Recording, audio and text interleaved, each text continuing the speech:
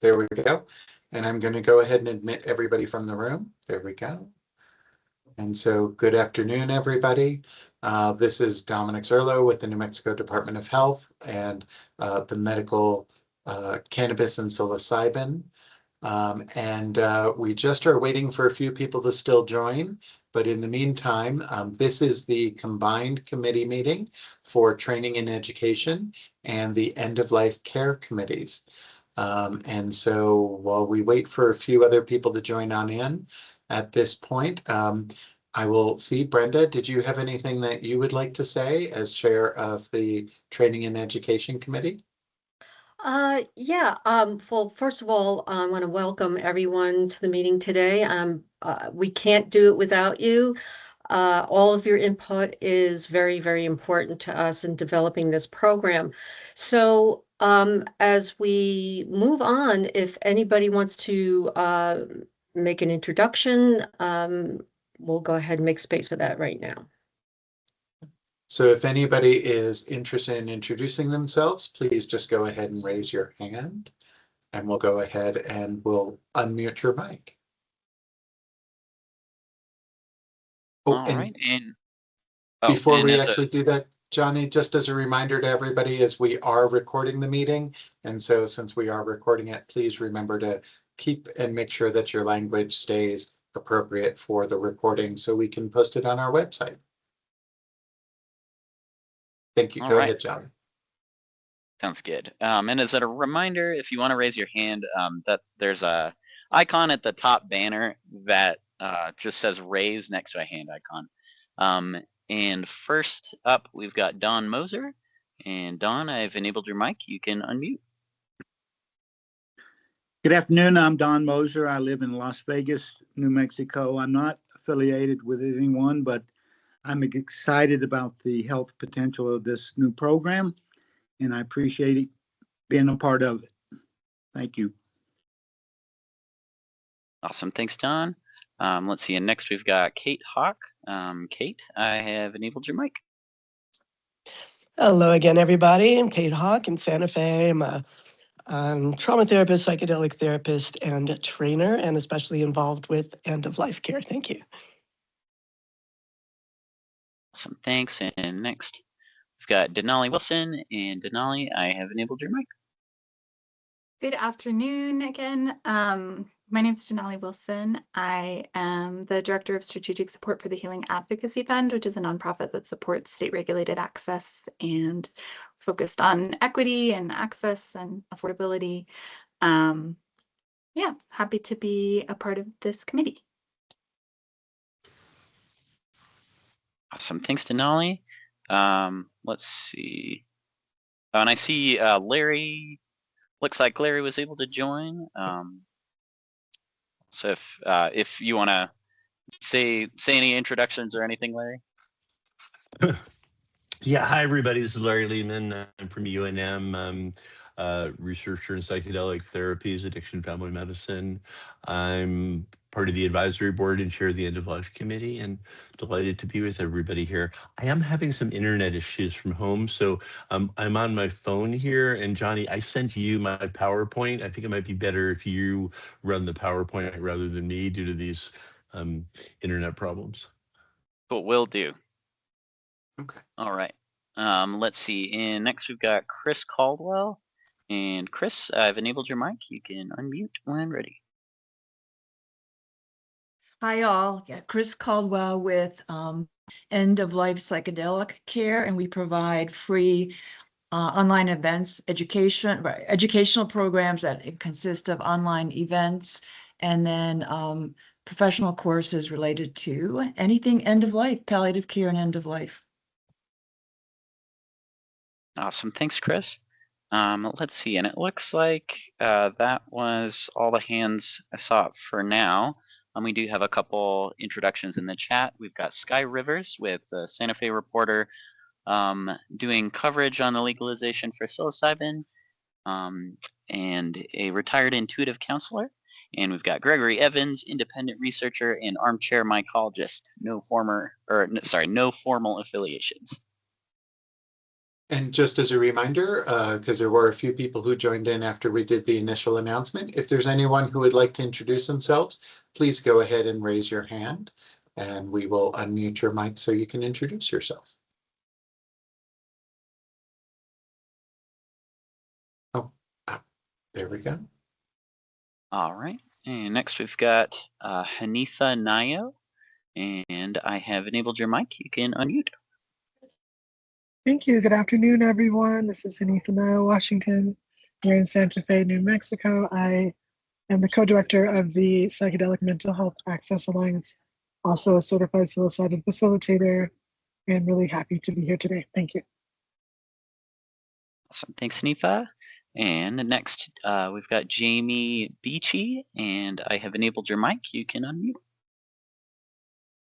Hi, everyone. I'm Jamie Beachy calling from Santa Fe, and I am a field scholar with the Emory Center for Psychedelics and Spirituality, also a professional chaplain and chaplain educator.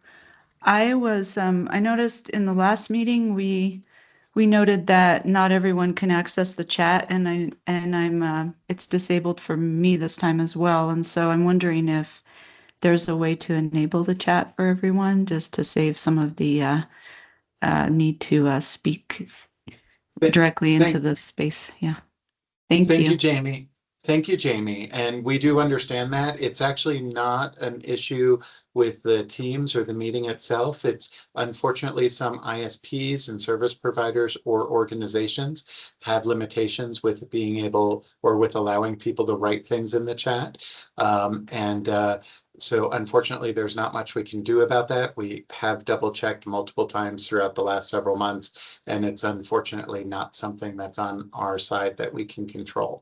So we try to do the best we can, including either in the chat or allowing for the microphone space. And also, as always, at the end of the meeting, we post the information if someone wants to send comments or suggestions through the email address. And so we try to ensure that we can do that as best we can, but unfortunately there are just some limitations. It's also why we do some of the meetings as hybrid to include personal attendance as well. Okay, thank you for clarifying. Yeah, I'm just on a personal Microsoft account, but I'll go into the settings and see if I can figure it out for myself. Thank you. Yeah, one other thing too that has worked for some people, if they're able to open it in a browser, sometimes like depending on the browser they use, it will be visible. So it'll just be a troubleshooting thing, unfortunately, on the user end. Let's see. Thanks okay, so so much. next, yeah, no problem. And next we've got Deb Thorne, and Deb, I've enabled your mic. You can unmute. Hey guys, hello. I'm Deb Thorne. I'm the founder of Soul Trip and Medicina del Sol Integrative Healthcare in Las Cruces, New Mexico.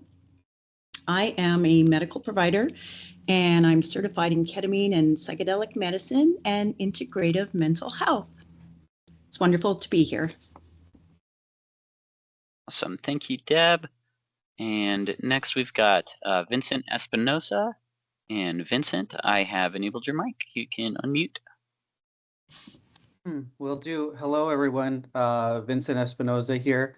I'm the owner and founder of Heartwired Healing. It's a trauma therapy and psychedelic facilitation practice based in New Mexico.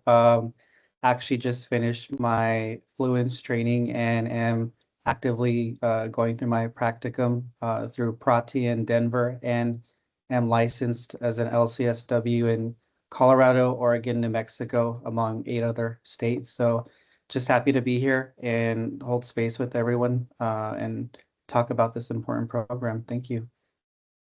Awesome. Thanks, Vincent. And I'm just going to catch a couple of the introductions in the chat. We got Caroline Crowland, Fireside Project.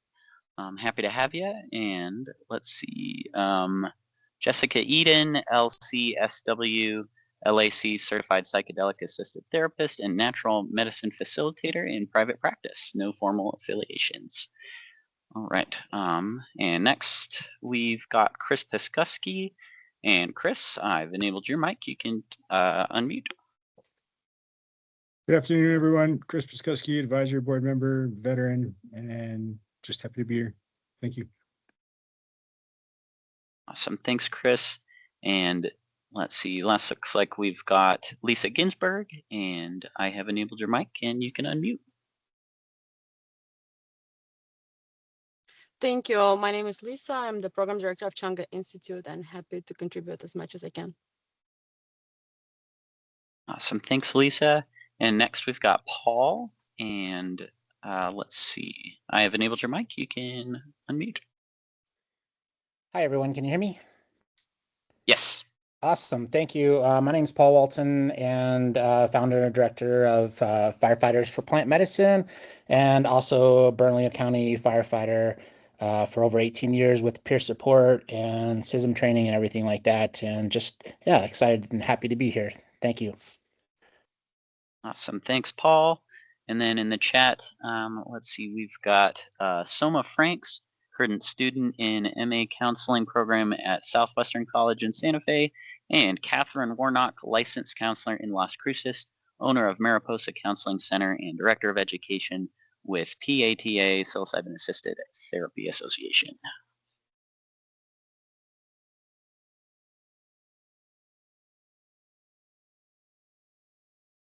Okay, anyone else need an introduction? Okay, thank you. And I just want to remind people, you know, conduct in these meetings is, you know, this is recorded and does get published outside of the, you know, for the public to review. So yeah, watch the curse words. And Brenda, I just want to, because we did have quite a few people still join during the last round, I just want to make sure if there's anyone who would like to introduce themselves, please go ahead and raise your hand and we will unmute your mic. And while we give people a moment to do that, we do have a couple additional introductions in the chat. So I'll just go ahead and read those. Deb Thorne, founder of Soul Trip and Medicine del Sol Integrative Healthcare in Las Cruces, New Mexico, medical provider, certified in ketamine and psychedelic medicine and integrative mental health, soultrip.org. And then we have Eileen Brewer, patient educator, coordinator with Cluster Busters. All right, and then another hand up, we've got Erica Gergich, and I have enabled your mic and you can unmute. Hi, yeah, this is Erica Gergerich, and I'm an associate professor at the School of Social Work at New Mexico State University. And we're going to be going through UPEP training in Madison this summer and very excited to hopefully have some educational programming at New Mexico State in the future. Awesome, thank you. And then a couple more in the chat. Jen Romero, first responder and crime victim advocate. And Joy Stearns, grief, loss, and trauma-informed somatic grief specialist based in Santa Fe, a certified somatic psychedelic facilitator, and end-of-life officiant. Okay, and we'll make one more call. If there's anyone else who would like to introduce themselves, please raise your hand.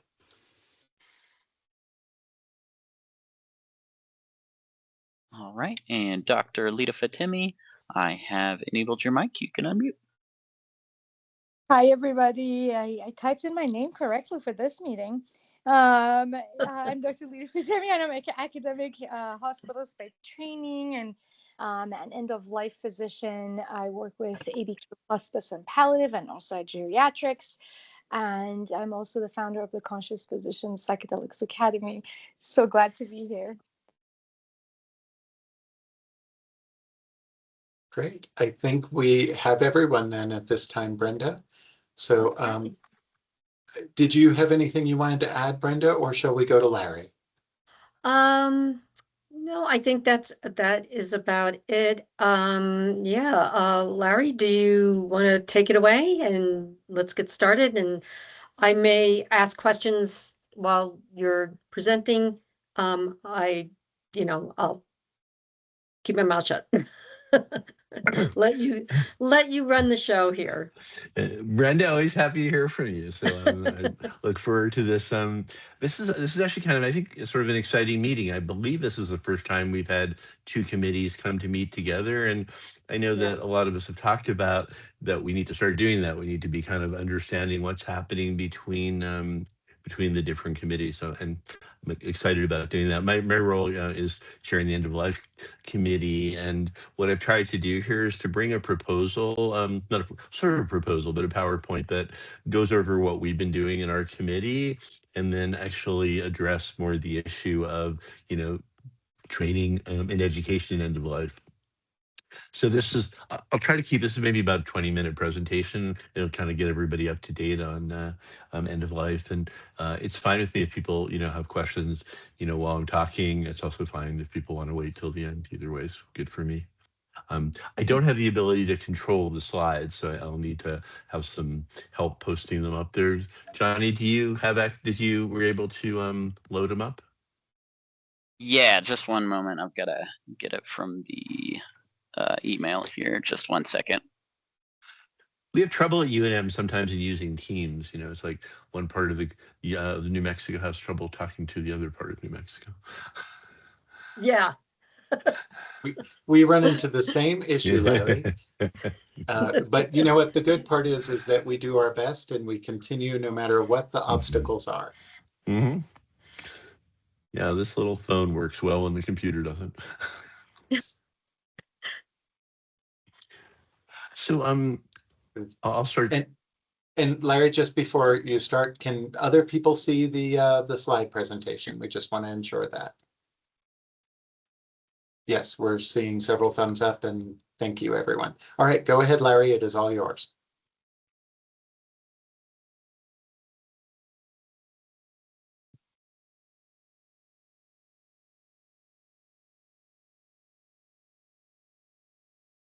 Larry, are you having, is your mic on? I actually, wait, where did Larry go? I don't see his name. Come back, Larry. Let's give him a minute. Let's give him a minute and see if he can come back on.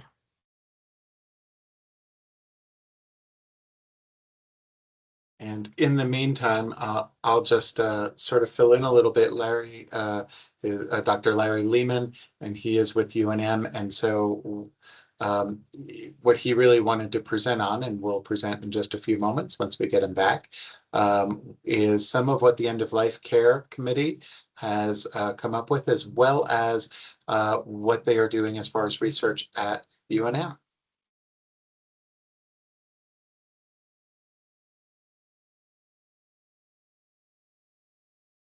Hopefully we'll have him back in just a moment. So please bear with us, everyone.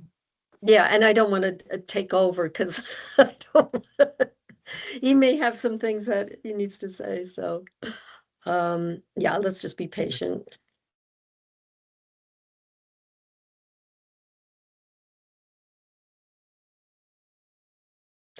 If anyone has a question, if we can probably answer any general questions at this moment, just to pass the time if you need to. Oh, and here comes Larry now. Ah, okay. Okay. Am I back? You are back, Larry. So perfect Okay. timing, actually. So the presentation is yours. So please go on ahead. Okay, good. And I may have loaded, it's a little confusing doing this from my phone, so this may be not the quite final presentation, so I will address things that may be a little different from the slides. So let's start at the beginning here, and these scopes and responsibilities here are ones that we've kind of looked at throughout the time of we've had the committee. The ones that we asterisked are ones that we think are more relevant for this this meeting: the therapeutic team development, educational workforce development, and establishing the scope for end of life care. As we start here, like there are some recommendations that came out of our last couple of meetings, and I wanted to share those up front. One of those is that end-of-life psychedelic assisted care differs from the other indications as being a stage of life and not a disease diagnosis. And so there may be, we see there's ways that we may have variations in how we bring our part of the program forward. We do recommend that each member of the end-of-life care team have at least 15 to 20 hours of training specific to this area, which could occur during overall psychedelic assisted therapy training or as a separate training. We've discussed the spiritual care component should be offered and supported when desired and requested, which might be a psychedelic chaplain or traditional indigenous healer or through other members of the care team. Next slide.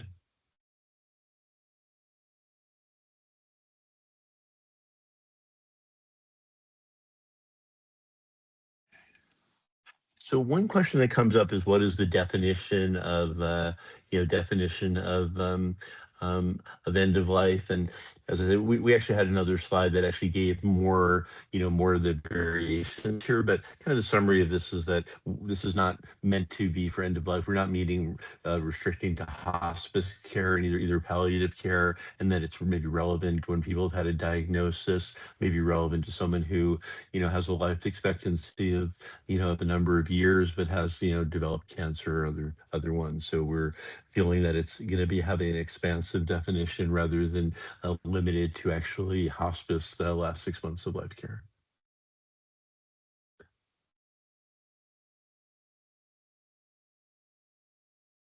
And again, this is a little more the slide that I did mention. We do actually have a slide. So this is the one that mentioned you may have a terminal illness, you may have a serious or life-limiting conditions, approaching imminent transmissions. And so it's not a single moment. And so it's an expansive definition of end of life. Next slide.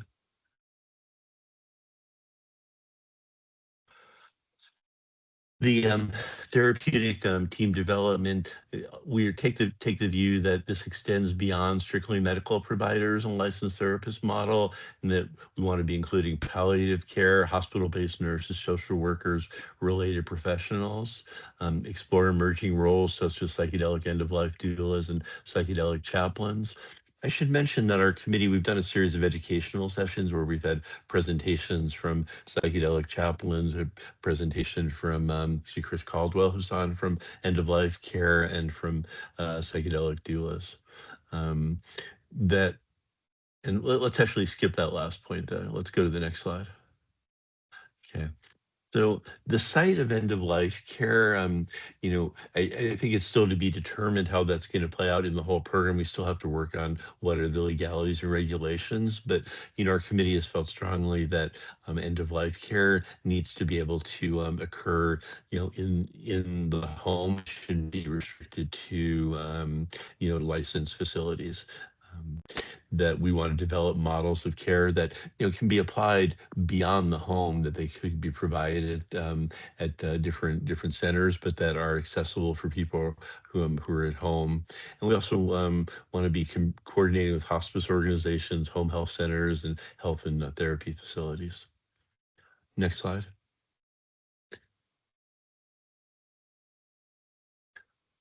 So the model, as we're describing here, is again designed for in-home care. I think we all know this, but just to remind us, why we're saying that. People prefer to be in familiar surroundings. People may have limited mobility. They desire the presence of their home network. And that the in-home delivery model is, can complement, but it's actually, separate from hospice care. As people may know, hospice care is limited to the last 6 months of life. I would say we've had a beautiful presentation actually at the last meeting from Red Willow, and we actually appear to have one of the first and most developed psychedelic hospices in the country.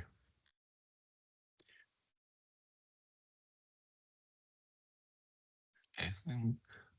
Can go to the next slide.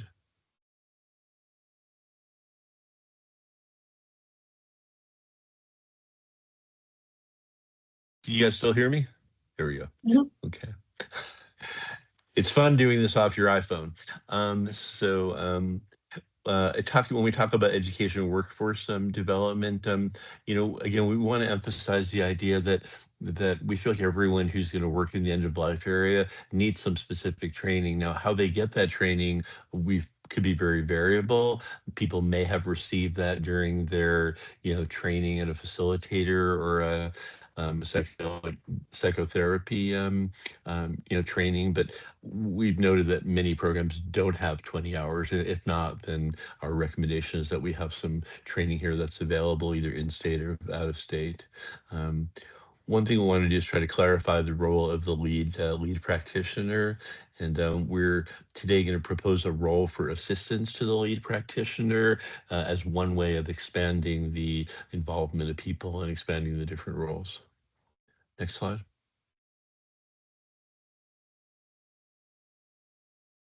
So the lead practitioner can be held, as people may know from other committee meetings, by various people. It can be mental health professionals, medical professionals, chaplains, or spiritual care providers. We have here wrote here trained facilitators for non-clinical or community-based pathways. That appears that does not appear to be an option in New Mexico to have the role of lead practitioner, but we have in our committee, discussed various ways that we can expand it so that people can be involved in offering this care, even if they don't have a license. Next slide. So one idea of practitioners from clinical, non-clinical or community-based pathways would be someone that might be known as the death doula. That death doula doesn't have an access, and again, this slide is a little bit out because I changed this one. Doesn't actually have a route in our state for a direct entry as a full lead practitioner, as a facilitator, but we're going to describe other roles where the person is the death doula or an indigenous healer, different ways that they can be involved as part of the care team. Next slide. Okay, so this was came out of our last meeting and conversations. The idea of and we like the name. We hope people appreciate that this is a space attendant, and the idea of the space attendant is there's numerous entendres for that word, but it's an abbreviation of supporting psychedelic assisted care at the end of life attendant role, and it's also as a holder of space, which is a term that we often talk about in psychedelic therapy. The idea is that person in that role would be providing continuous grounded presence and relational support through the care process and supporting the licensed lead practitioner, the client, and other people. It can be a potential as a pathway for practicum experience, a pathway for ongoing mentorship. Part of the reason for creating this role, there's multiple reasons. One is we do strongly recommend that when this care occurs in the home, that there need to be 2 members of the care team at home. We do appreciate that there may be limitations on that happening, whether it's financial or actually people there. This would allow the lead practitioner to, along with the space attendant, more flexibility. When we talk about end-of-life care, we feel fairly confident that there's actually a good pool of people who want to help with this, volunteers. That could be people that are in training, people retired, different people that would like to help with this role. We will talk about the training for this role, and that's relevant to this committee. We've made some recommendations on how to train a space attendant. Next slide. So here's the qualifications, completion of a space attendant training. And you're probably going, what is a space attendant training? So what we've talked about here is that we envision that requiring probably about a 40-hour training. 20 of those would be similar to what we mentioned about end-of-life psychedelic care, but we also wanted to adapt a training that would be similar to what's used by Zendo. Zendo is psychedelic emergency care that often happens at festivals, public events, requires, about I think it's about 30 hours of training, so that could be blended in here. So while the person is getting trained in end-of-life psychedelic, care to be supportive, they also are just getting experience working with people that are having challenging experiences. Compensation, we're thinking this role could be a stipend or a volunteer role would be one way of it being covered. Next slide. So additional care team members mentioned here being actually before I go to that, I want to actually go to another slide that was left out here. That we think that there are a lot of other people that have a role that they could be involved in. What that role is called is still unclear. It could be potentially called a facilitator role. This could be a role that, for instance, it could be fulfilled by a death doula that received additional training. It could be received that role for somebody who's a legacy provider and has experience. It could be somebody who's an indigenous provider, curandero, different roles that this would be ways. Spiritual care providers, for instance, who are not lead practitioners could feel in that role as well. So that would be different role than the space team. The space team person we're talking about is more just directly assisting. The person who's the facilitator could be working with a lead practitioner. And even though we're calling them a facilitator lead practitioner, I think we've had some recognition that that actually can be flipped a little bit. It may be appropriate for a situation where the lead practitioner sort of steps to the background and the facilitator may hold, ceremony for people there. So they would have the licensed practitioner there, but they may take a role.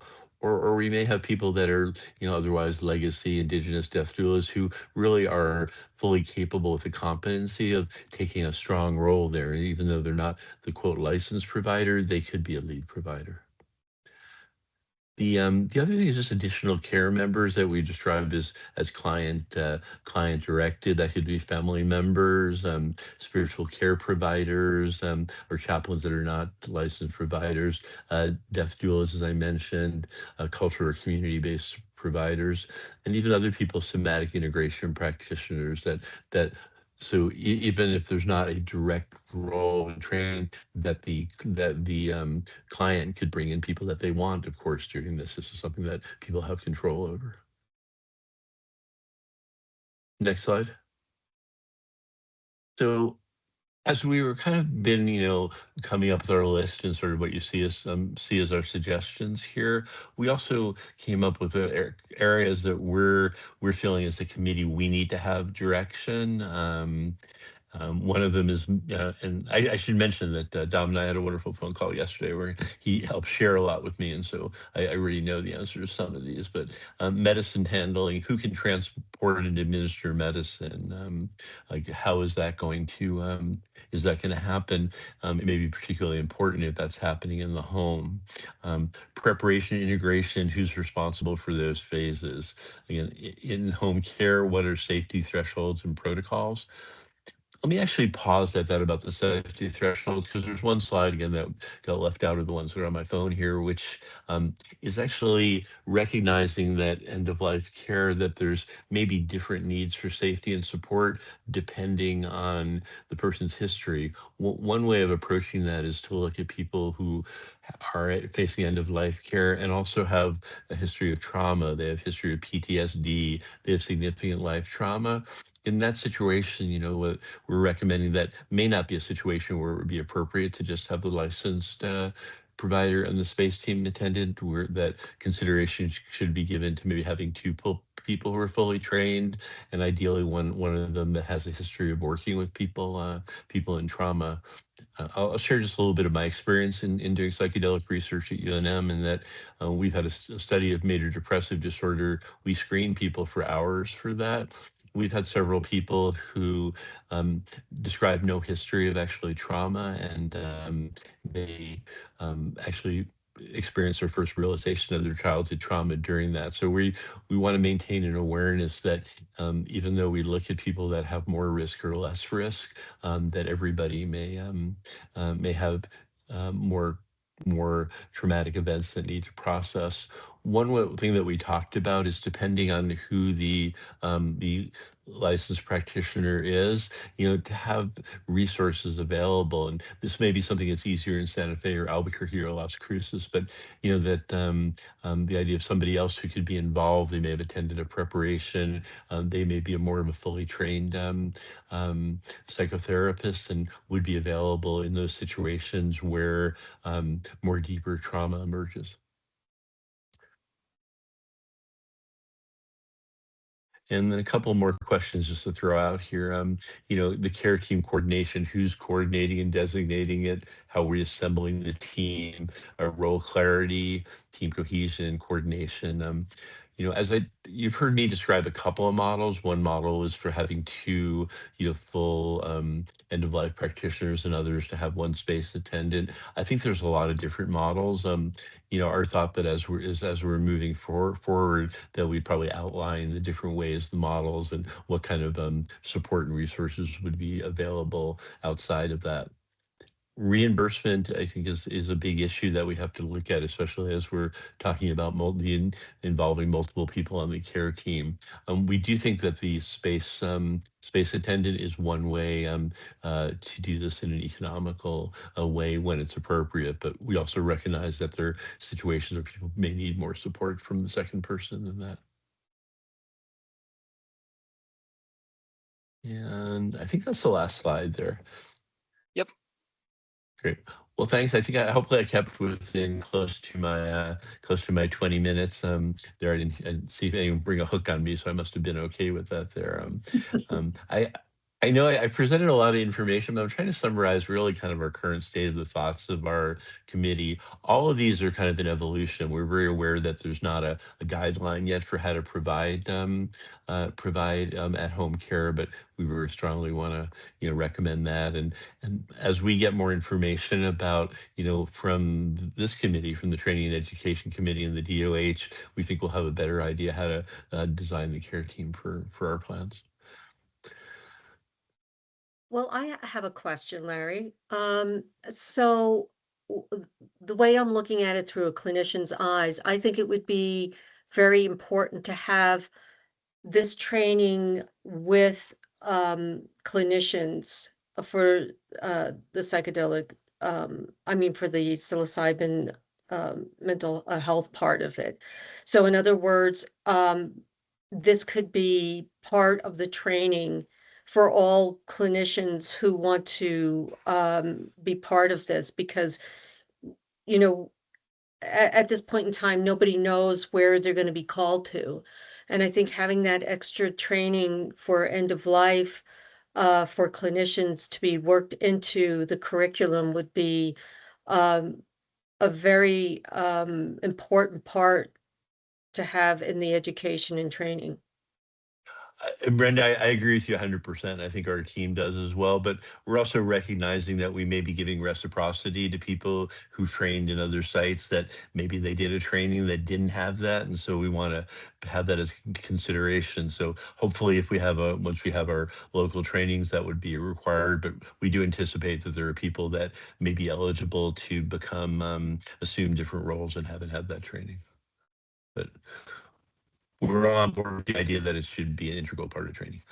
Oh yeah, most definitely, because it's inevitable. And I think that clinicians would become more comfortable with end of life too, because it's one of those things that I myself as a clinician have only since I've been practicing, I've only had one client come in for therapy when their life wasn't going to be, they weren't going to live much longer than a year.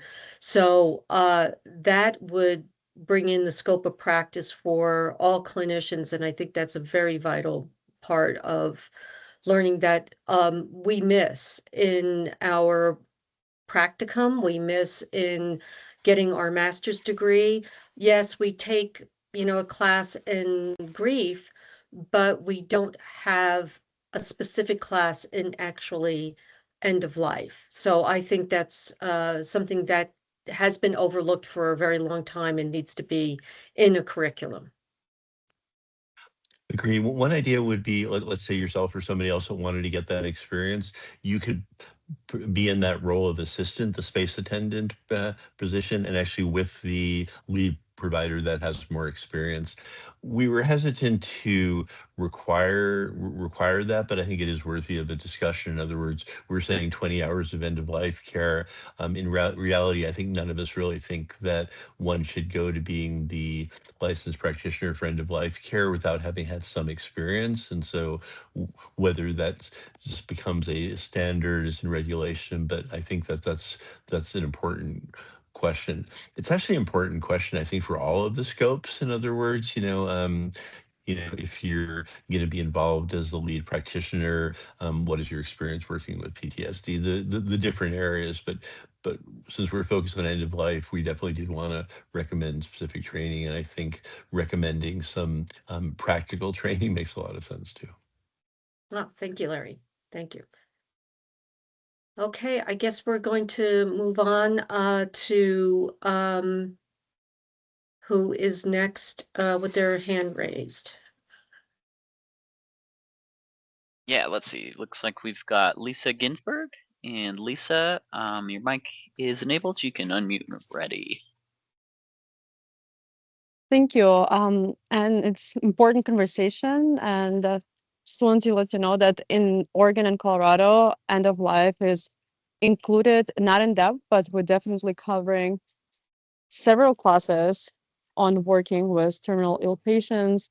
And like in our program, we have amazing Chris Caldwell teaching, and she's an expert in end of life here. And I think considering including that in the general training for practitioners is definitely a must. Thank you, Lisa. All right, and Chris Caldwell, your mic is enabled. You can unmute. Well, thank you, Lisa. This makes for a great segue. Yeah, I have a lot of thoughts that we probably won't get to today necessarily, because there's a lot of options, it sounds like here. But of course, what end-of-life psychedelic care does offer is a series of trainings, which can be tailor-made. And I think what I'm hearing is, let's take Red Willow Hospice, for example, and I just spent the week with them. Psychedelic training they need clearly. End of life care, clearly not. But there still may be a couple of courses that would be useful to them in terms of applying psilocybin to end of life care. So there still may be a couple of courses or number of hours that should be taken. And to Lisa's point, folding in a discussion about end of life care to this general training makes a whole lot of sense to me. However, I will say, having done this, and we offer a lot of different courses. Working with people toward the end of life can be very different, and there's a whole lot of skills that I think need to be taught. And the other thing I'd like to mention is that when we talk about end of life care, I really love how Larry and the team have expanded that definition. So if you're working with somebody with a serious illness, that's nothing like necessarily working with somebody who's really close to the end of life, maybe has life-sustaining equipment in their home, requires physician's orders for sustaining life treatment. So we're running the gamut of taking care of people, especially if we're talking about taking care of the people in the home. That's going to require some specialized training. So I just wanted to make that point. And then I guess, Brenda, for you, since my organization specializes in end-of-life training, and I don't foresee going through an approval process to offer a generalized psychedelic training, will you accept applications for sort of adjunct training along these lines? I think at this point in time, we're looking at everything. Nothing's off the table. And I think that, this would be considered. Because we're all coming in all at the same time and we're trying to navigate this, but I think, yeah, I think there's space for this, and I think this is just taking a look at what the competencies need to be written out, and see what the Department of Health will accept in the curriculum that we're going to provide. But yeah, I think right now things are still wide open and open for discussion. Yeah, thank you, Brenda. Sure. All right, and next we've got Catherine Warnock. And Catherine, I've enabled your mic. You can unmute. Hello. First of all, I just was wondering, are we just focusing on end of life for this 2 hours, or because I have some things I want to discuss or bring up. One of them was Larry actually brought up. I just wasn't sure if now is the time or should I wait until later? Because I want to talk more generalized, and I don't want to. I want to make sure that this is effective. So should I wait till later, or is now an okay time? Brenda, I'll answer that if it's okay. Okay, yeah, because I got a little what? Okay, Yeah, go ahead. So Catherine, and also for other people, is I do have a little bit of some basic requirements, and this is just an outline that I'm going to present here in a few minutes. We just wanted to get some of the feedback with regard to what Larry presented first, and it does kind of go over that. And so that might actually be more appropriate for what you're thinking, Catherine. But if you want to talk about it now, that's okay too. No, I'm fine. I'm fine with waiting. I'd like to keep us on task. Thank you. All right, sounds good. Let's see. So next we've got Hanifa, and you can unmute when ready. Hi, good afternoon. Just wanted to reiterate and lift up that the standardized whatever training that New Mexico comes up with, respective of reciprocity in other states, that there should be a baked-in module on end-of-life psychedelic assisted care, and then that module itself I would recommend it also standing alone.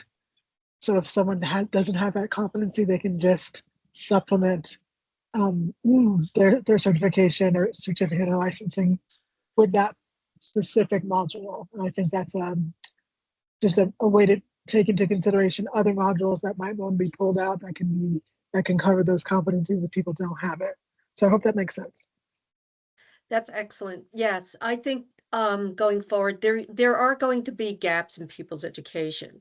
So I think actually highlighting a lot of these as part of the core competencies would be like, let's say, it's an additional hour or two, you can tack that on as far as training goes, because everyone is going to have some gaps, and we want to be as comprehensive in the education as much as possible, because this is going to be a lot to incorporate. I know there's going to be things that we will miss, and maybe some things that there may be overkill on.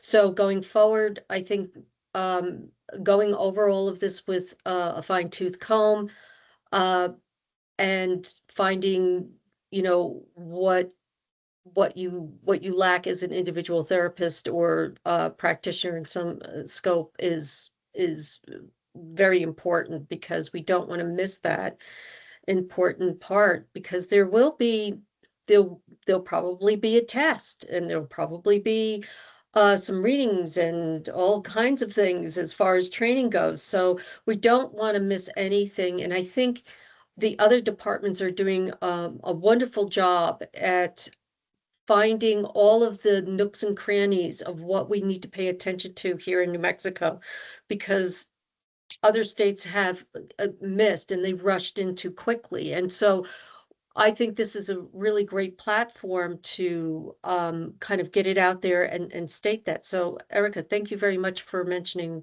these little like notes that we need to study. Wonderful, thank you. All right, and next we've got Erica, and I have allowed your mic. You can unmute when ready.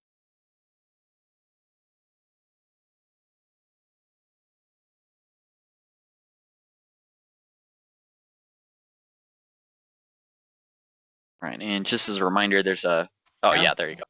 Sorry, it wouldn't let me click it. I had to control shift my mic.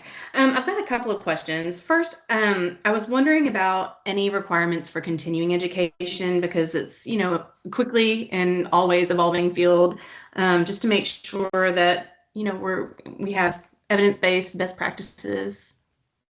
That's the first question.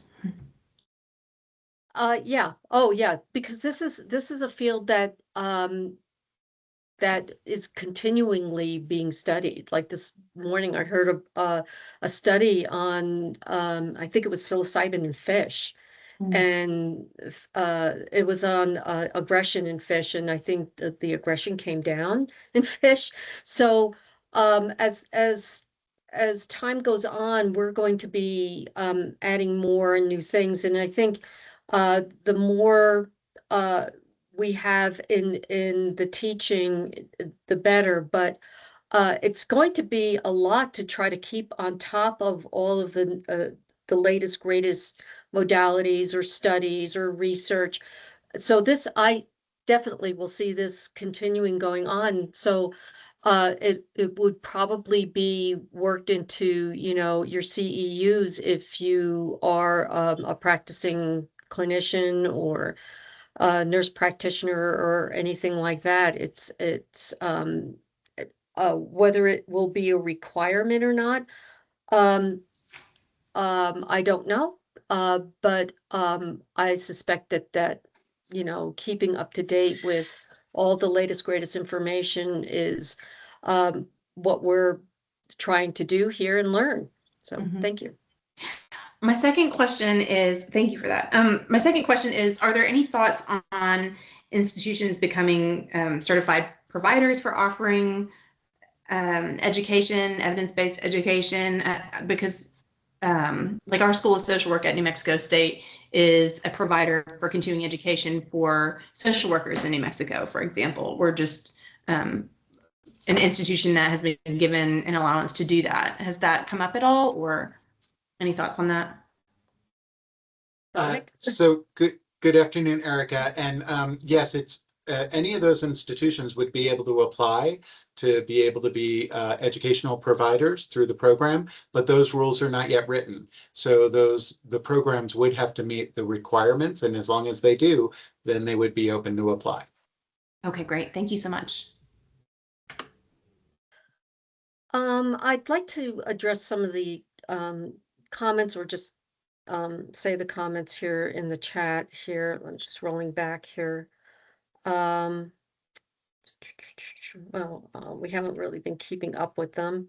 Don't know where to start here. Yeah, I think they started probably with Eileen, or at the 143 comment. Okay. Thank you. And Brenda, what I would say is some of these questions I think might actually be answered by the portion that we're going to be bringing in, that we'll be presenting here in just a few minutes. So I would say to hold off just for a little bit. The one that I would say is not really a part of what we're going to present is Eileen's question as far as cost. And I know we've addressed this before, but the department cannot regulate cost for training. However, our hope is that we are able to fine tune the training so that the cost will not be anywhere near what they have been in other locations, but we can't guarantee that at this time.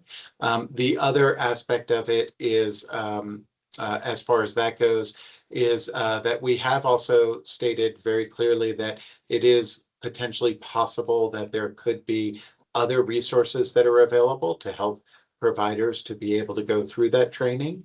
And we hope that that will become something more widespread as those rules come into effect. And then as far as continuing education, I think we've already answered that yes, there will be, but what exactly that consists of, we don't know yet. Thank you, Dominic. And then I think Chris Caldwell still has their hand up. Well, yeah, Chris, you should be able to unmute. There you go. I can. Thank you. I wanted to offer a couple more thoughts, going back to what Hanifa had said too about making sure that and I'll just call it adjunct training. In this case, we're talking about end of life. is part and parcel of whatever you think the generalized training needs to incorporate. However, I also agree with Larry, end of life as training should require somewhere between 15 and 20 hours. So I don't think you want to tack that onto the training you're going to require everybody to take. And I really love the idea of looking at it from a continuing ed perspective. All of our courses currently offer CEs for social workers and nurses in the state of New Mexico. So I think that's a really great way of handling it that says, yes, here's your generalized training. And then if you want further training at any point in time, then, you know, you can sign up for end of life care training. Yeah, thank you. Thank you very much for that. Any other comments or questions from anyone?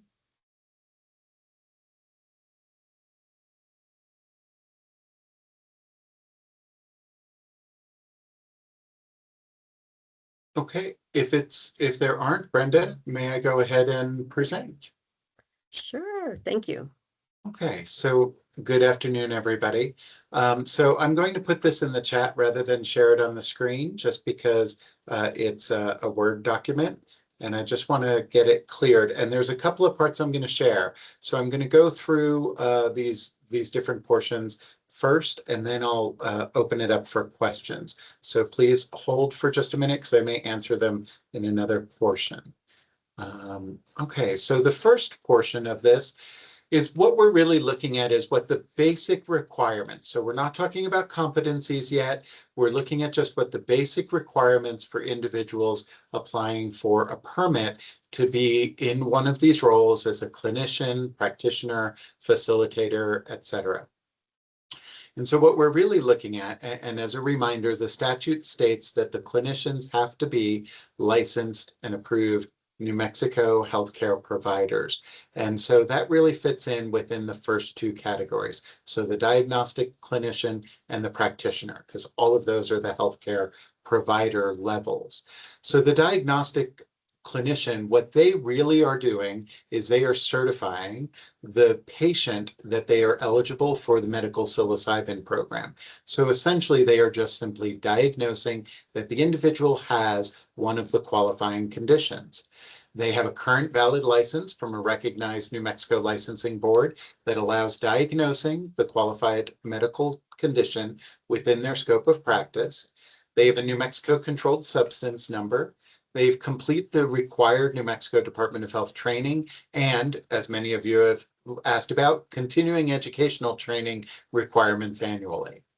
And then that they apply, receive, and maintain the valid permit from the Department of Health Medical Psilocybin program in that diagnostic clinician role.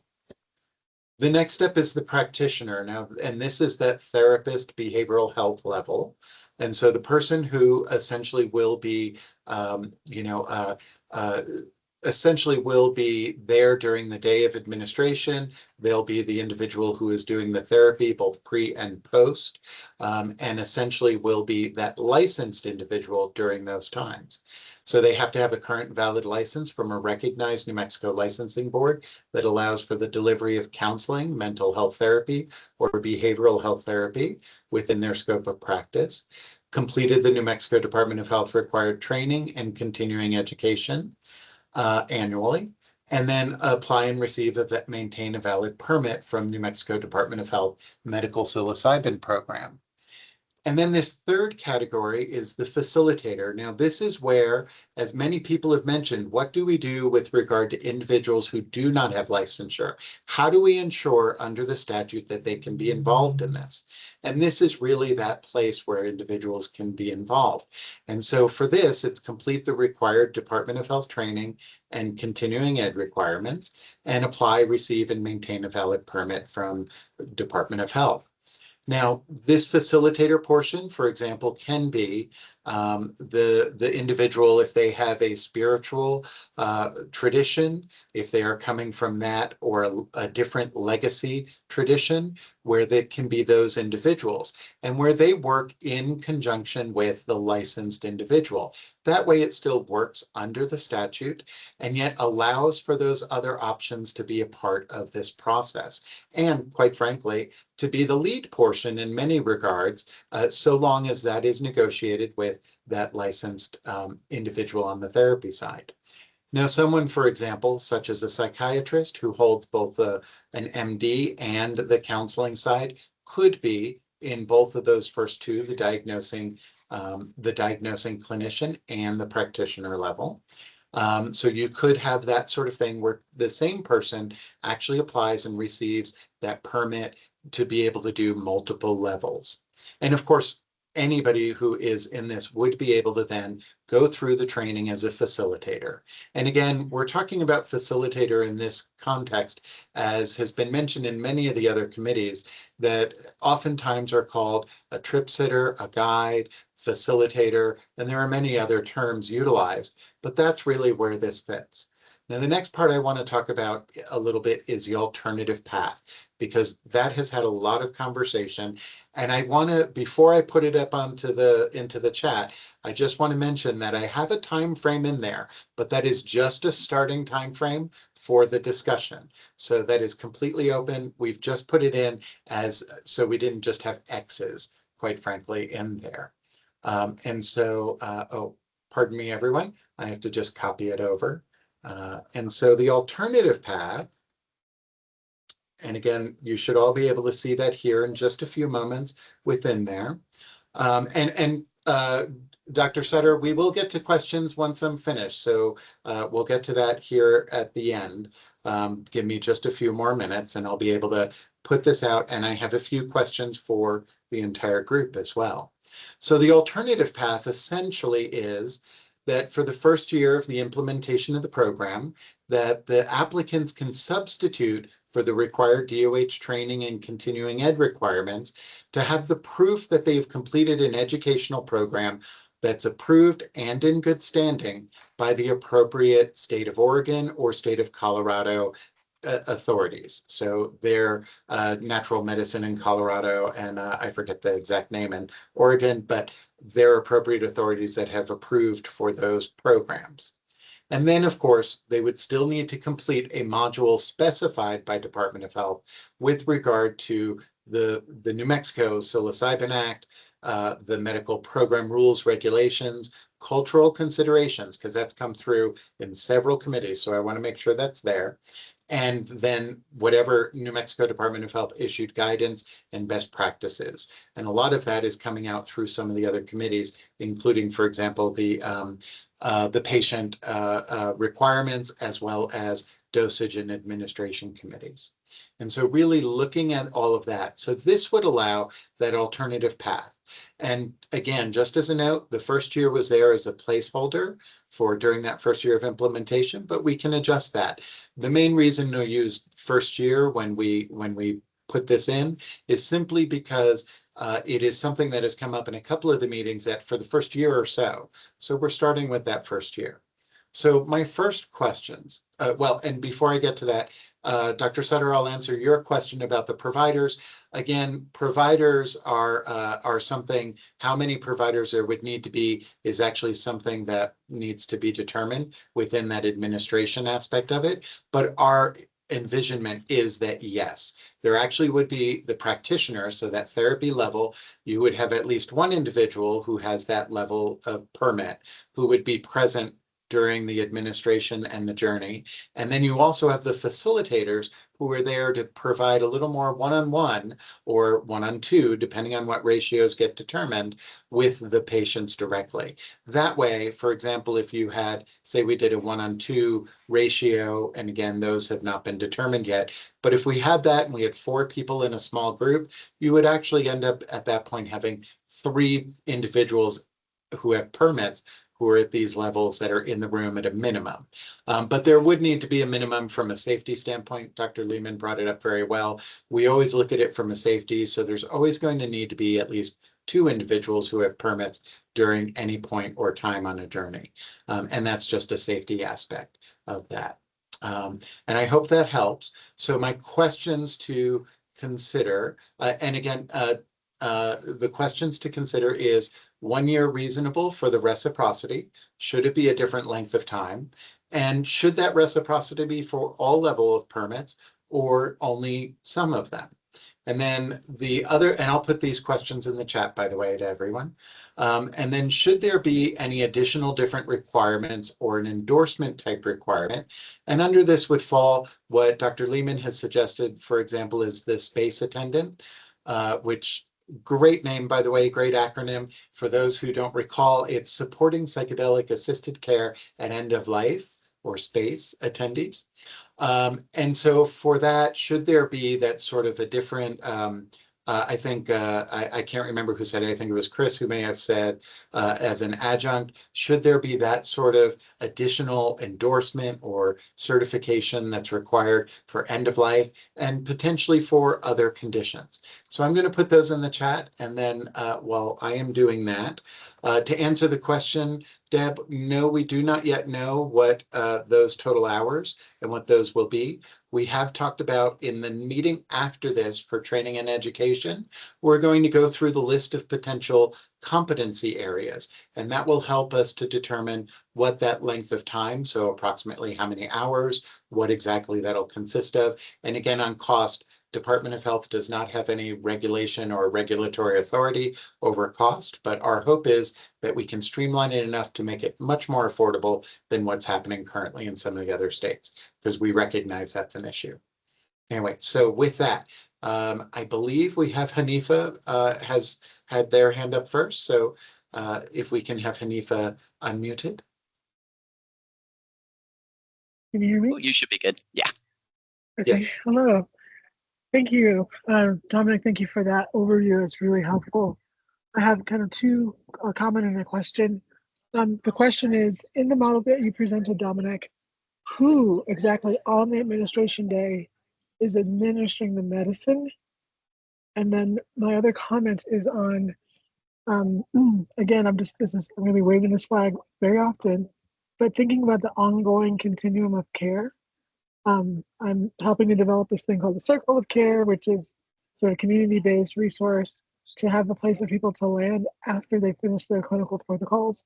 And I'm curious about creating some type of like, not a permit, but the state issues some sort of agreement that they like people who are providing ongoing care outside of the medical model have a certificate of understanding of what they're providing, kind of like a vetting process, so that when clients are coming out of their clinical care, they can go to the Circle of Care website and say, oh, here are clinicians in New Mexico who have received this sort of like vetting or approval or have assigned kind of an agreement or understanding of what it means to provide ongoing care under the state model. So those are my question and invitation. Great. So as far as the first one, as far as for the administration, in most cases, it would really be a self-administration.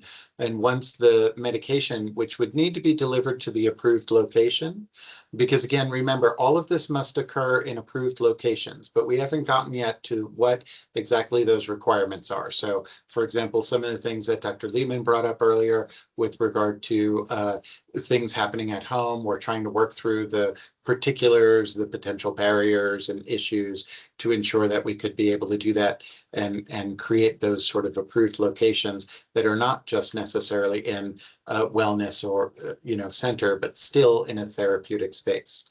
But aside from that, what would really happen is that the medication would be delivered to the center, to the approved location.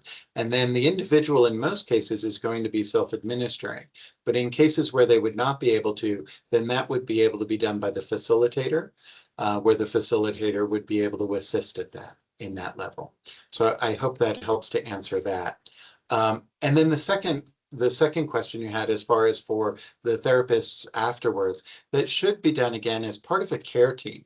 And it's one of the things we've talked about, and your circle of care really fits in very well with regard to that. And so with regard to the circle of care, really it should be that care team is doing that to ensure that continuity of care.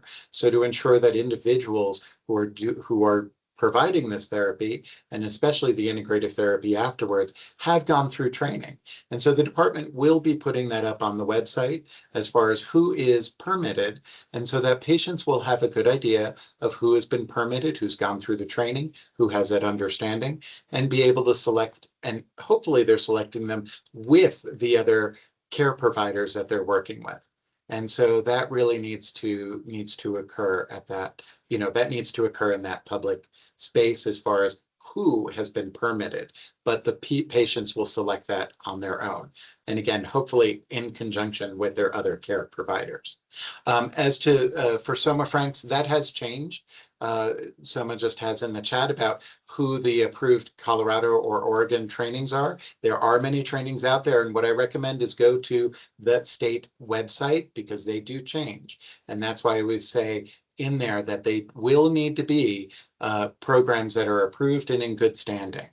And so you would just need to go to their websites.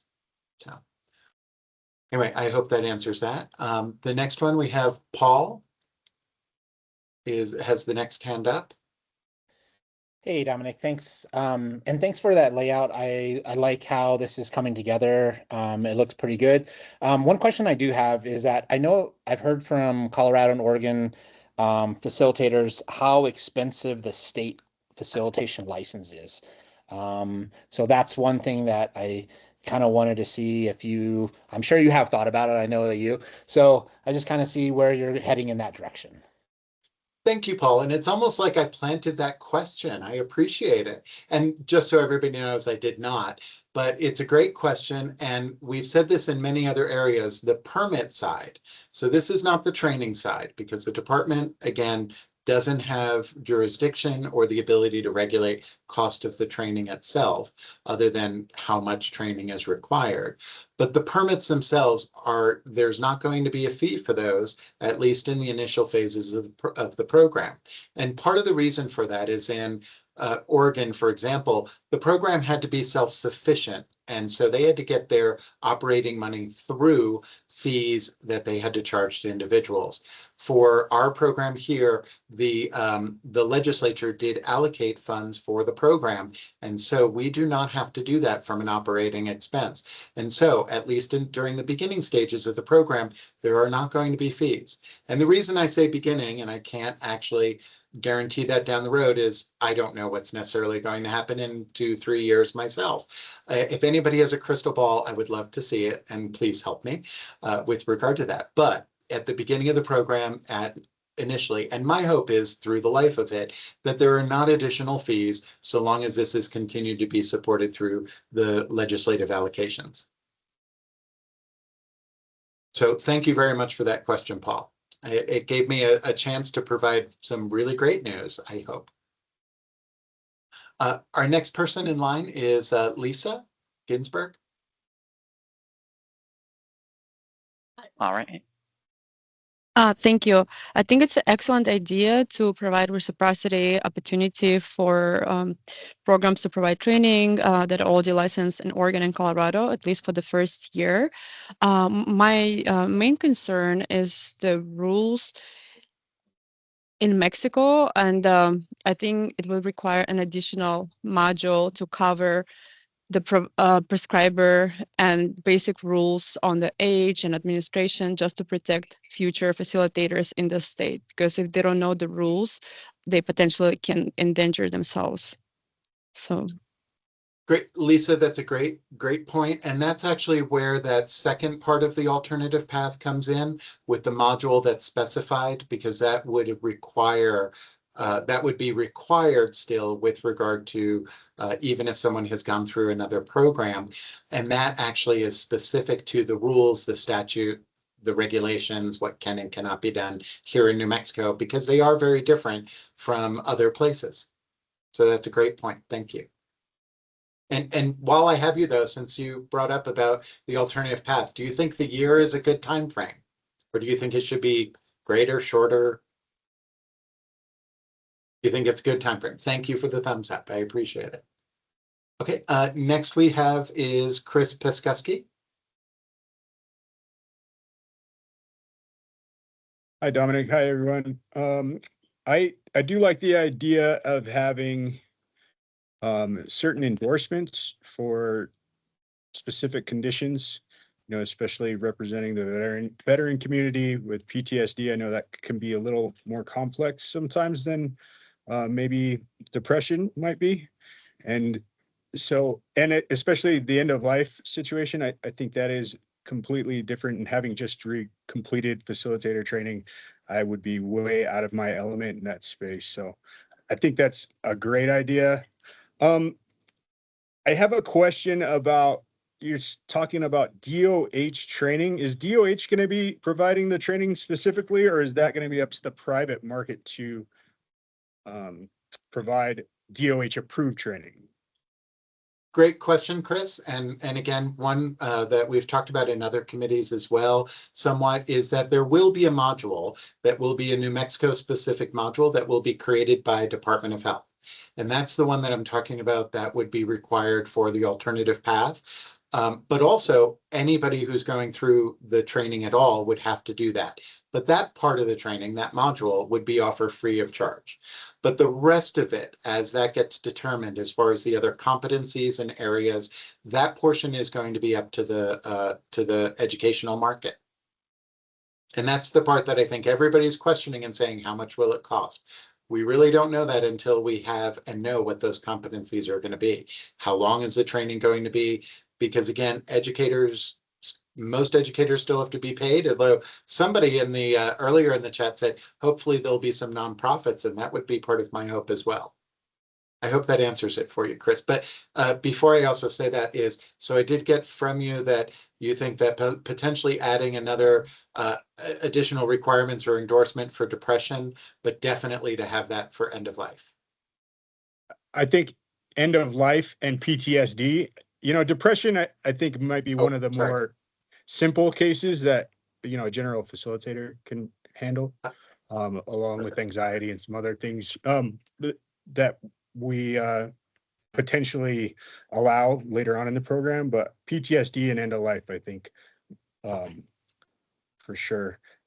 I feel like I want to point one more thing out, is that as we are offering this reciprocity to people for the first year of the program, and we're rolling the program out a year early, we're letting the first of market be the ones that are most resourced to go out of state for training. And we're also taking those training opportunities away from people who are fully capable of training our own people here in New Mexico. So I just want to bring that up.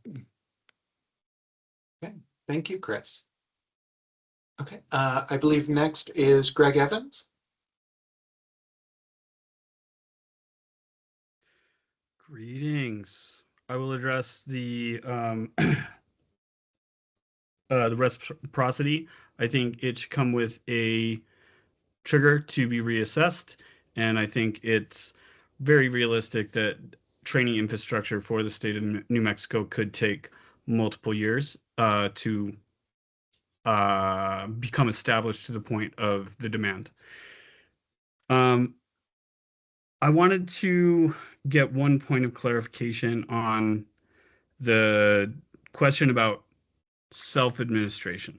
When we're talking about chain of custody, going from the producer, are you suggesting that the medicine is to be delivered on the day of administration and the exchange would need to be from the patient or from the producer to the patient? Or is there an established chain of custody plan for provider to pay for, receive medicine, hold it, and hand the product to the patient in the setting of administration?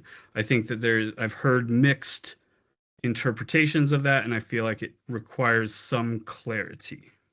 Then I have one more when you're done. Sure. So just to make sure that I've got it, is to add something as far as a reassessment for the alternative pathway. And then just to clarify, Greg, are you suggesting longer than 1 year, or just making a note that it may take a couple of years to get educational programs set up in New Mexico? Yeah, I mean, I think longer than 1 year. I think realistically, it's going to take longer to get education facilities fully established, especially if they're going to be homegrown. If we have USONA sending in their army to like build a school or take over an institution, done, that's fine. But like if the spirit is to have things homegrown, it could take some time. And I think we should just kind of like revisit that and have triggers for reassessing that. Okay, great. Thank you. I appreciate it. And then, so then on to the question as far as the delivery, some of that still has to be determined, which is probably why you're hearing different things from different people. That's actually a part of that final piece as far as the final section of that chain of custody. Once it does reach the approved facility or the approved location, it does need to be determined. And for example, we've been working a little bit with Board of Pharmacy, how to ensure for security for the medication during that time. But I think one of your main questions with regard to that is, would it have to be the day of delivery? And the answer is no. But it shouldn't be something where it's delivered months in advance. So there may be some sort of a time frame, but we're not talking necessarily on day of delivery. And there was one of the other committees where I spoke about how that, somebody had mentioned that as that's what should happen. And we had talked about how practically that would be a problem. And so, yeah, but what that time frame exactly is, we do not know yet. And again, that's a part of not even this set of regulations, but the next set that we'll be doing, which will be more specific on the approved locations. Cool. So codifying that's not codified. Correct. Thank you so much. I think that, yeah. Oh, I was going to say, and then I think you had another question. I do. Yeah. I think that we need to include something that, especially when we're talking about depression, when we're dealing with contraindications, when we have somebody with treatment-resistant depression coming into the program, going through that gate of approval, we need to educate on titration guidance for contraindicating medications, which are highly, highly expected for TDD and possibly PTSD.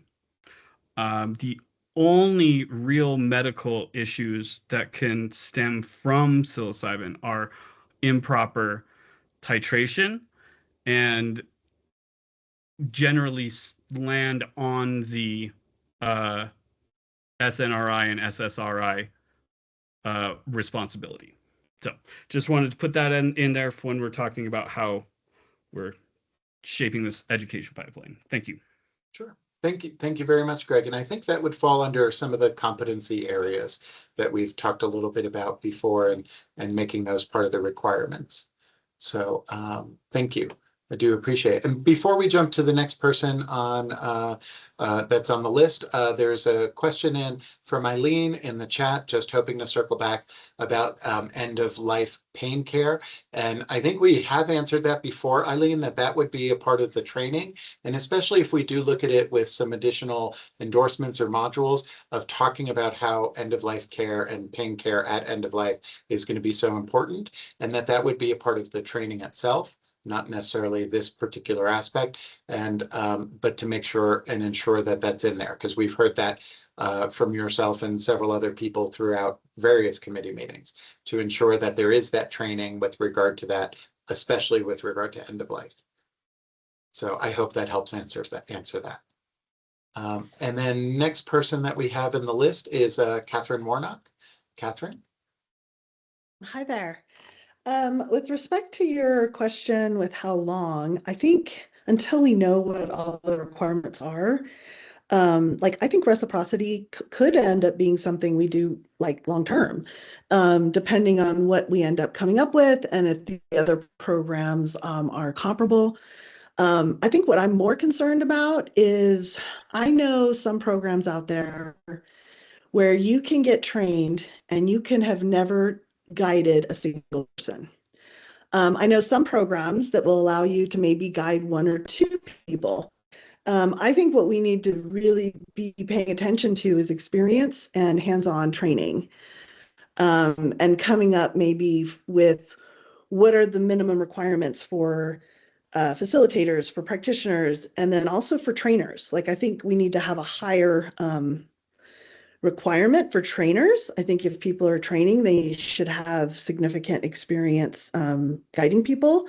And I know that that's something that doesn't exist right now, like nationwide. And I think that's what I think New Mexico is going to be unique about, is having practicum to help get people the experience so they can feel confident and, you know, have enough experience so that they're doing this safely, so that we're reducing as much harm as possible.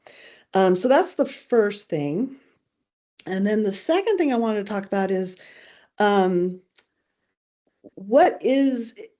when are we going to try to do practicum before the end of the year so that when we get started, people are actually ready to start?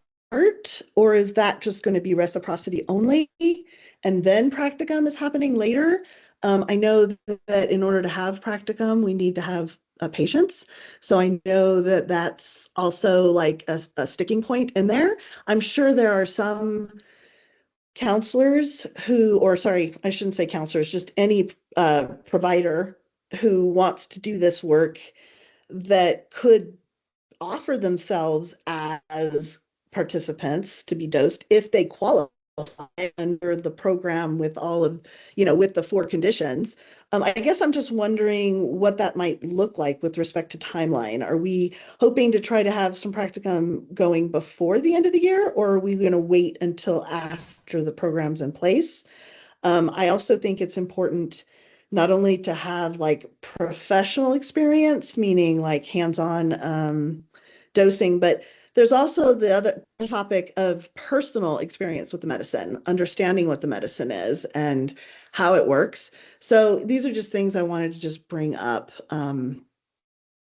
Yeah, and just have them stated. Thank you.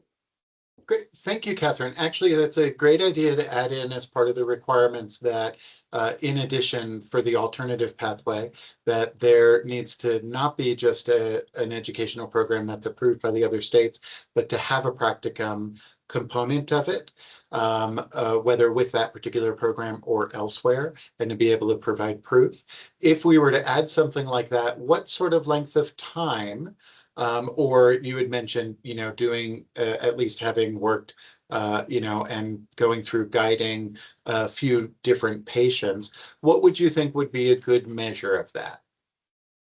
Yeah, I mean, I don't think I should really be the decider of that, but I would say that, you know, the more the better, right?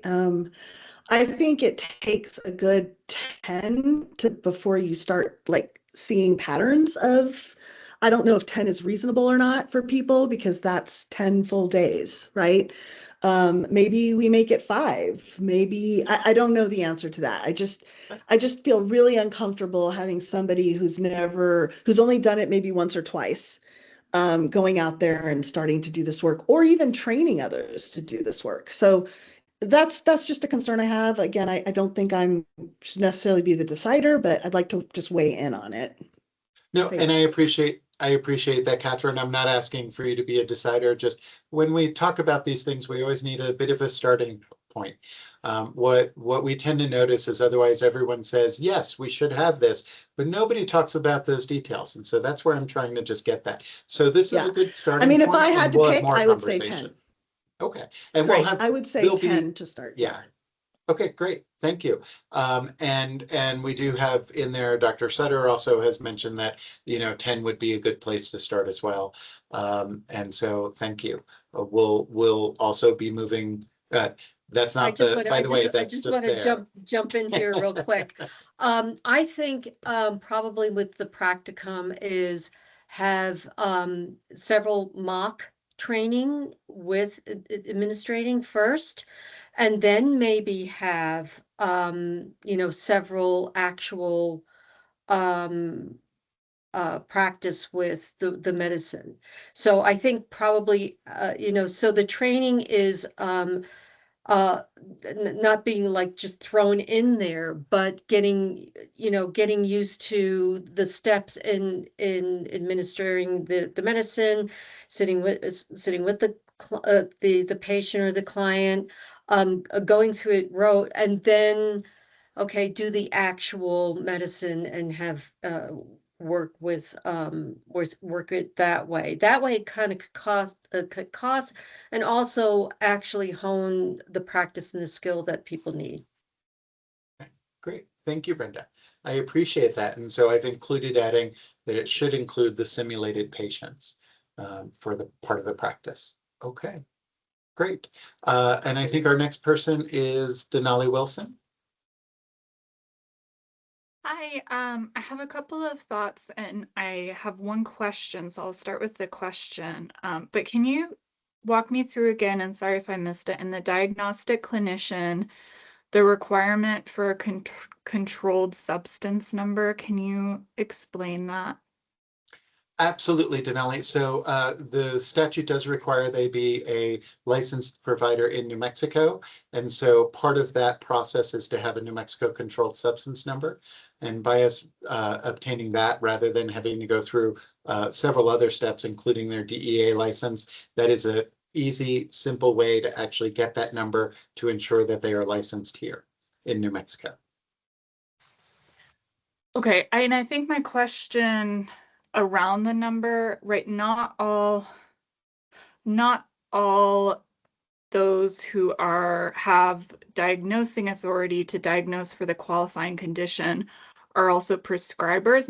My guess is that only prescribing clinicians will require a controlled substance number. And so what I want to understand is if this diagnostic clinician requirement is intended to be limited to people who are prescribing clinicians or not, and if not, how does someone who is not a prescriber become a diagnostic clinician? That's a great question, Denali, and the answer is yes. It does need to be somebody who also would otherwise be a prescriber, because we are utilizing the medical model, even though this is a substance or a category. Sorry, it has been a long day, everyone. Even though it is a Schedule 1, I kept wanting to say Substance 1, but since it is a Schedule 1 substance, there can't actually be a prescription or prescriptive authority. However, to recommend it and to ensure that this is something where someone has gone through those medical, clinical, diagnoses and gone through the exams that would be necessary, we do need to ensure that it's going to be someone who does have that medical licensure. And so by doing it this way, that ensures that aspect and that they do have that authority. Okay, I don't want to spend too much time here, but I'm not sure that I've heard we had like a lot of conversations in safety or another subcommittee, sorry if I'm forgetting which one, around the authority. And my perception from that was that the consensus, the community consensus was that, to operate in this space, a clinician need not be a prescriber, but does need to have diagnostic authority. And I think what it looks like is that the department is adopting a de facto prescriber requirement. I recognize that that's not true for the practitioner, but I think, right, if the diagnostic clinician is the entry point into this program, right? If you have to have a qualifying condition. And so I think to limit it to that scope of clinicians in our state, I don't agree that it is required by the statute. The statute requires that it be someone who can qualify them, and that qualification is based on diagnosis.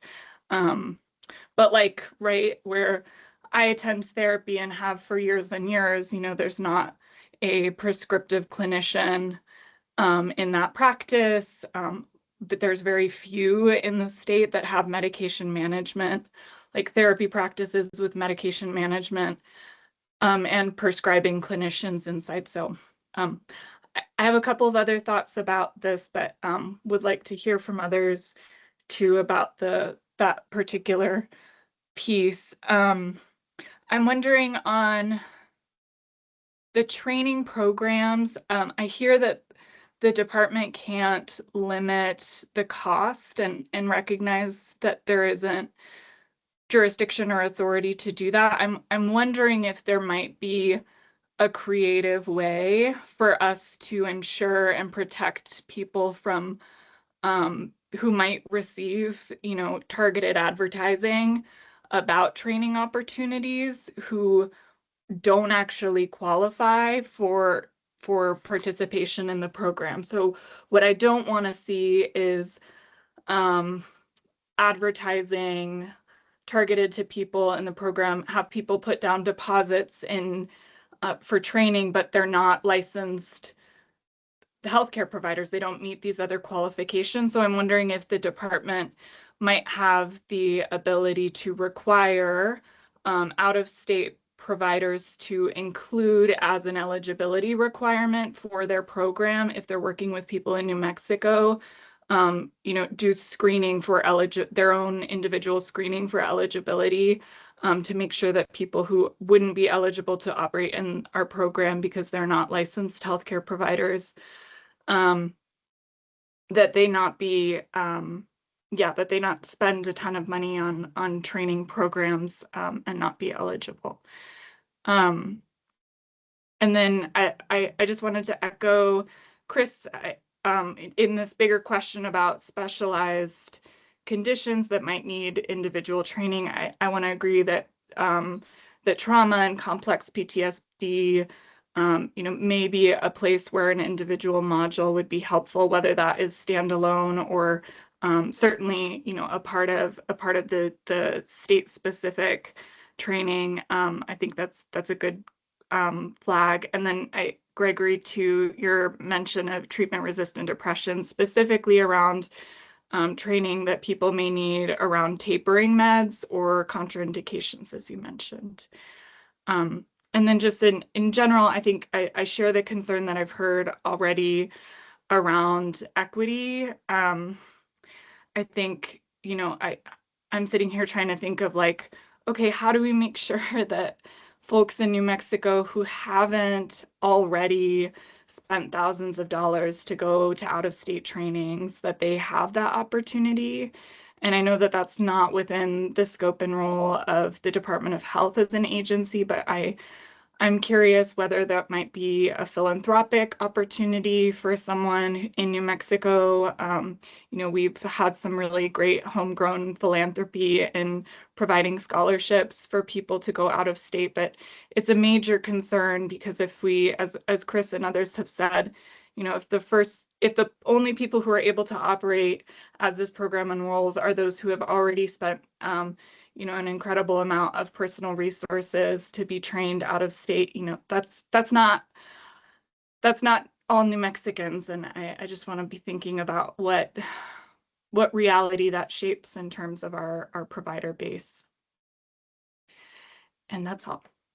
Great. Thank you, Denali. I do definitely appreciate it. And I think one of the things that I should mention is part of what we are trying to do here with the rules and regulations is not just have the alternative. That's just one piece on it, this alternative pathway, but to really, by the end of this summer, have the full requirements with regard to education and education programs, in place, or at least well on its way, so that there can be programs starting to be developed here in New Mexico. And there already are several. In fact, several of the people that are on this call have been working on having different programs. And so I do think that we will have some programs in New Mexico fairly quickly once those regulations do get out there as far as getting promulgated and accepted. So while I share those concerns, because the last thing that we want to do is actually have something where there are no programs in New Mexico for training and that people do have to go out of state.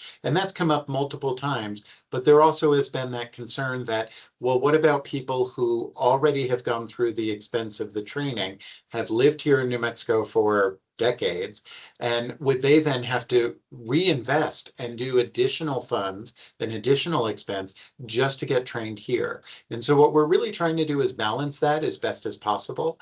And part of that is having this alternative pathway, but also trying to get those regulations out there so that the more New Mexico grown, so to speak, educational programs can get there. And again, as mentioned, and there's just a comment in the chat, we do not yet have those regulations. That is a part of what we're doing now. This is all part of that same set of regulations to get those requirements for the training programs and to be able to get them approved and vetted here in New Mexico. So this is all part of the same process, and we're trying to get it so that it does have that equity, both the equity for New Mexico programs to be able to establish, and also equity for people here in New Mexico so that they don't have to go to additional expense to get trained and to be able to practice in New Mexico.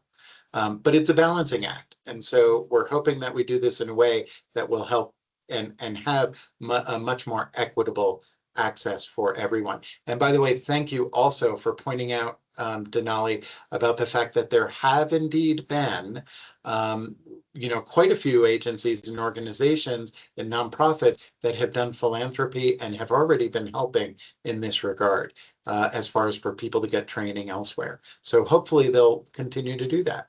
And my hope is, quite frankly, there be more of them, because we do need that. We do need to have a very broad provider basis, because we have so many areas in New Mexico that, not just with regard to psychedelics, but with regard to other medical care, that we need additional coverage. And hopefully this will be one way to help provide at least one service in some of those areas.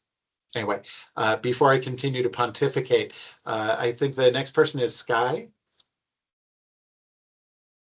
Hi there. Hi, Dominic.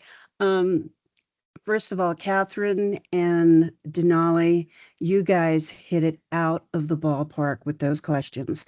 You actually answered a lot of mine in the conversation, but one thing I wanted to bring up, and maybe it was already discussed, well, it was talked about, people who are already doing these journeys with years of experience, who have had, a lot of people they've brought into journeys.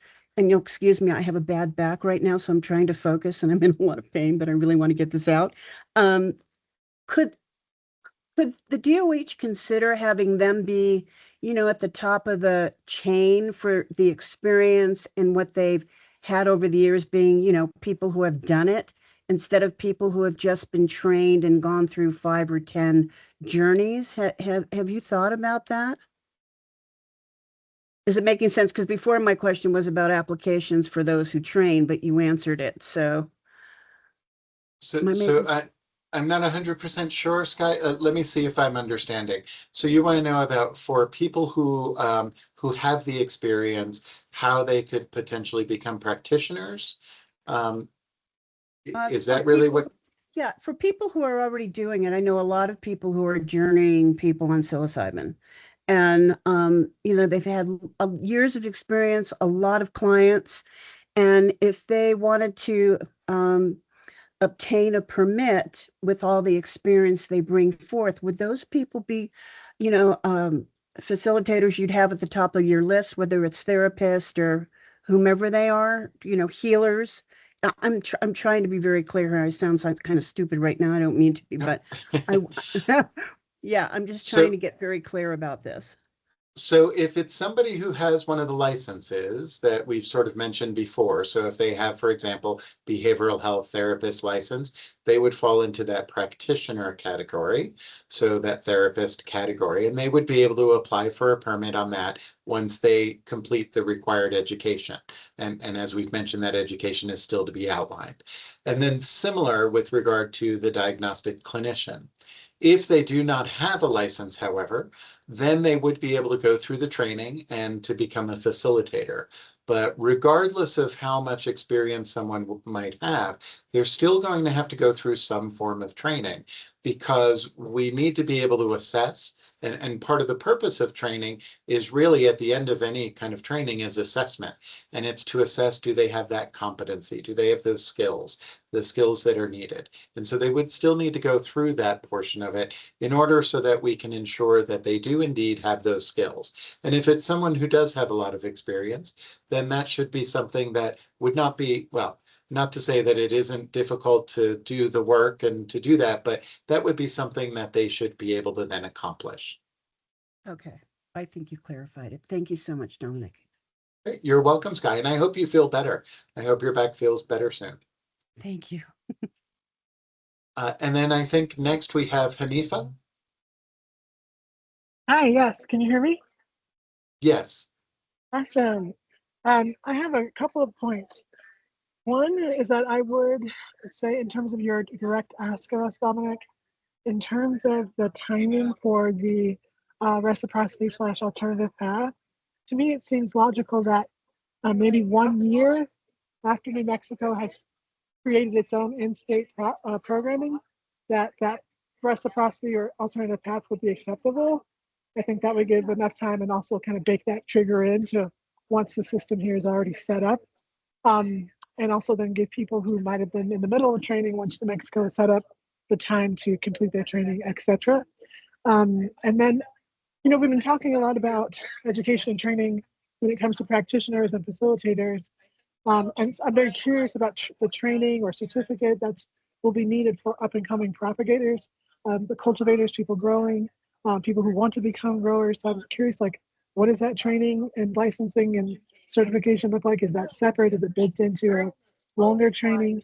And then within that, unlike Oregon and Colorado, New Mexico will be using multiple cultivars or different types of mushrooms, not just one. So it seems like to me that in the DOH specific training, that those medicines and how they work and the psychedelic science behind them needs to be a part of that module. So it's standardized and not forgotten. Thank you. Thank you, Hanifa. And I apologize. I couldn't hear you for parts of it. There was some background noise. So if I missed something, please let me know.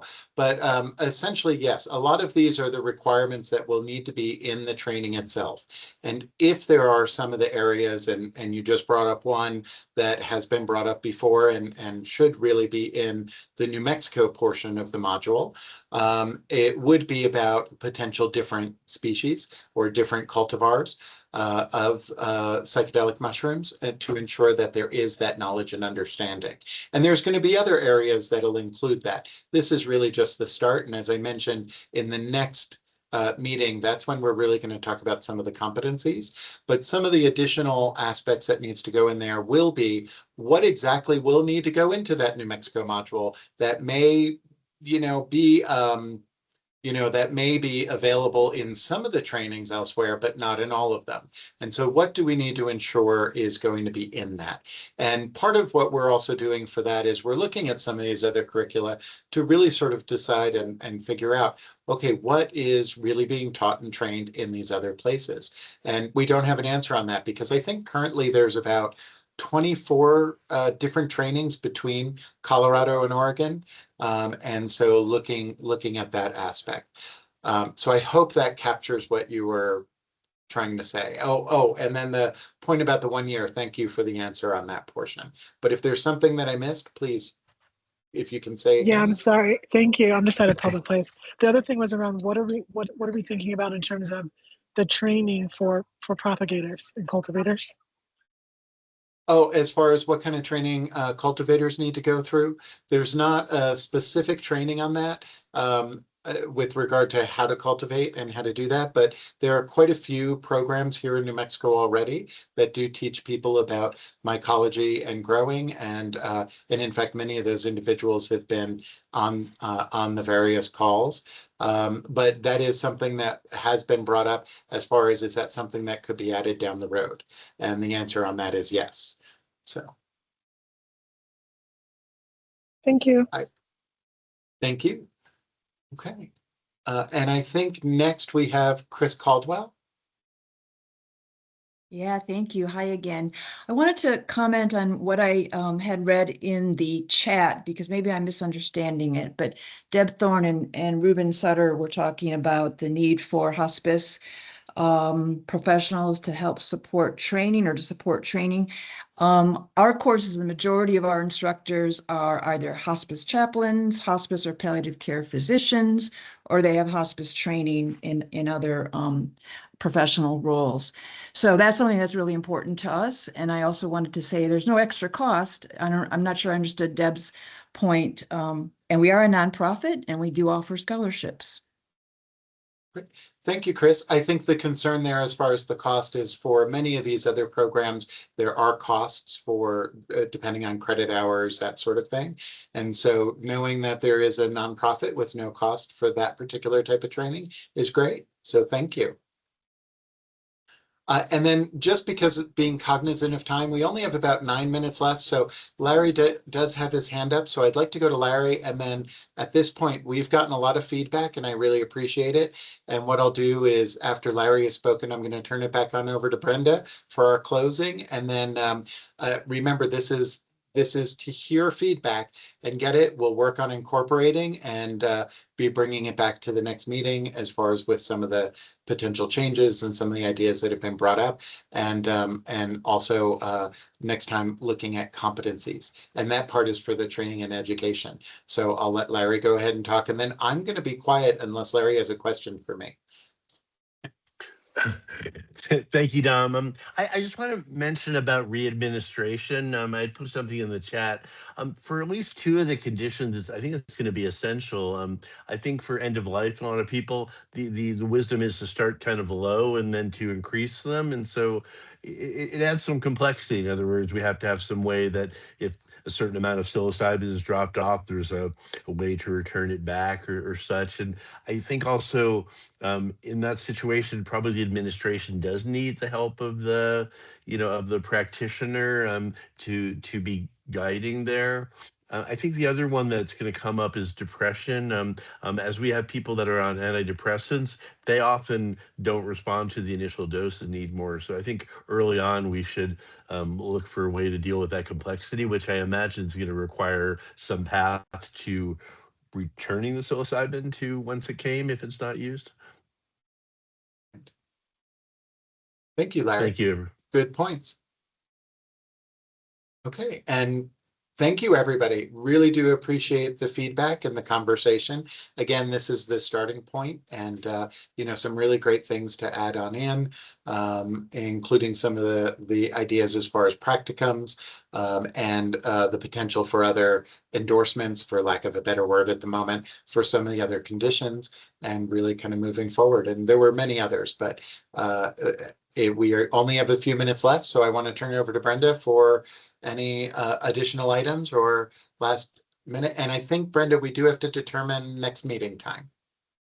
Okay, well, thank you, Dominic. Thank you, everyone, this was a great meeting. I mean, your participation is vital in constructing what we need to do here in New Mexico. So I think that we're actually getting closer and closer. Things are getting tighter and tighter, and I like seeing this because before, when we all started, it was kind of like, well, what are we doing? What's happening here?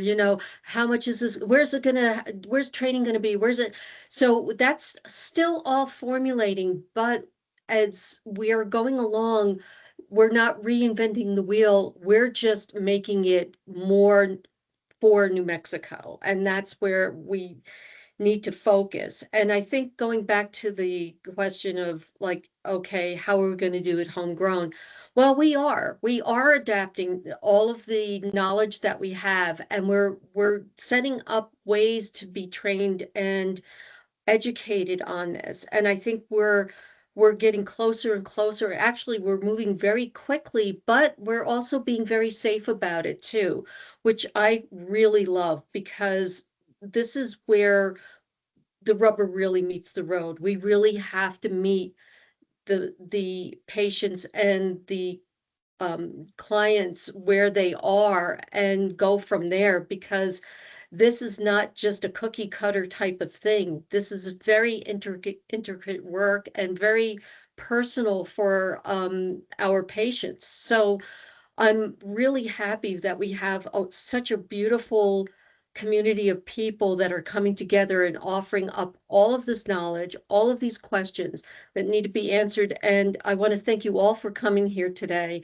This was one of, I think, a very, very engaging meeting today, and I hope to see you at the next one. So what do we have, Dominic, free on the calendar? So the question would be, as far as frequency, next Friday is the board meeting. So I would suggest if we follow the every 2 weeks, that would be Friday the 22nd. And that time frame is open at this time.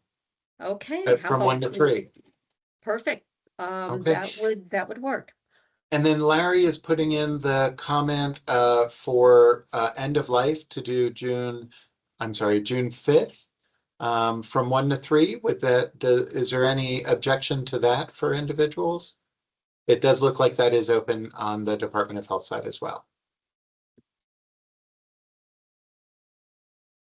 Okay, so it sounds like we have both meetings set. So for that, we have the 22nd for the next training and education, and June 5th for the next end of life. Okay, well, thank you, everybody. And Brenda or Larry, any last minute words? No, thank you for coming here today. This was really nice. Thank you, everybody. Have a great Friday and happy Mother's Day. I stole that one from you this time, Jorge.